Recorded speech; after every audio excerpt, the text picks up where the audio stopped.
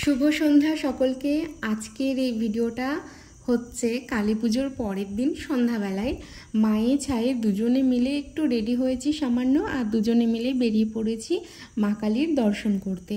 ওই আশেপাশে যে কটা পুজো হয়েছে টুকটাক, তো সেগুলোই মায়ে আর ছায়ে মানে মা মেয়ে দুজনে মিলে যাচ্ছি একটু ঠাকুর দেখতে। কি করব, সন্ধ্যাবেলায় ভালো লাগছিল না বাড়িতে বসে থাকতে, তো মাকে বললাম যে চলো একটু দুজনে মিলে একটু ঘুরে আসি, পরিবেশটাও একটু অন্যরকম হবে আর আমাদের একটু প্যান্ডেলগুলো একটু ঘোরা হবে। তো এখানে ফার্স্টে এসেছি মানে পাশের পাড়ায় পুজো দেখতে। তো এখানে সব ছোট ছোট সদস্যরা মিলে এই পুজো মণ্ডপটা পুরো তৈরি করে, আর মা কালীটাও খুব সুন্দর করে, মা কালীকেও বেশ সুন্দর লাগছে। আর এই যে এখানে একটা হচ্ছে শাওয়ার করেছে এবার, তো মানে আমার খুব ভালো লাগে যে ওরা এত ছোট ছোট হয়ে ওদের পরিকল্পনাগুলো ওরা বাস্তবায়িত করে, যেগুলো কি বলবো আমাদের এখানে আর অন্য জায়গায় হয় না।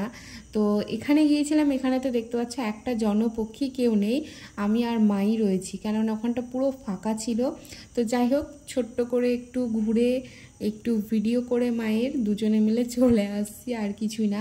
তো এখানটা মনে হলো আমার যে খুব সুন্দর লাগছে দেখতে, তো মাকে বললাম যে আমার একটা ক্লিপ নিয়ে নাও তুমি। তো খুব সুন্দর পরিবেশ আর কি। তো একে একে যাচ্ছে সবাই দেখতে। এখানে কোনো অনুষ্ঠানও হচ্ছে না যে লোকজন জমায়েত হবে, যেখানে অনুষ্ঠান হচ্ছে সেখানে সবাই জমায়েত হয়েছে।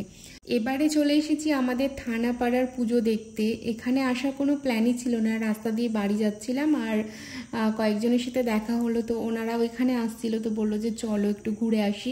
তো মাকে বললাম যে বেশ তাহলে চলো একটু ঘুরে চলে আসি। আর এখানে একটা অর্কেস্ট্রারের আয়োজন করা হয়েছিল, কিন্তু শিল্পী এখন পর্যন্ত এসে পৌঁছয়নি, আর আমরা এখানে অনুষ্ঠান দেখবও না, বাড়ি চলে যাব। তো এখানে একটু ওরা গল্প করে নিল, তারপরে আমি একটু ফুচকা খেলাম। আর বাইরে বেরোনো না হলে তো ফুচকা এগুলো খাওয়াই হয় না।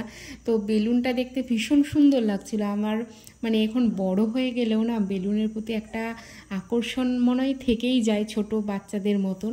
তো যাই হোক, একটু হাসি মজা করলাম, তারপরে ফুচকা খেলাম আর বাড়ির পথে এবার রওনা দেব।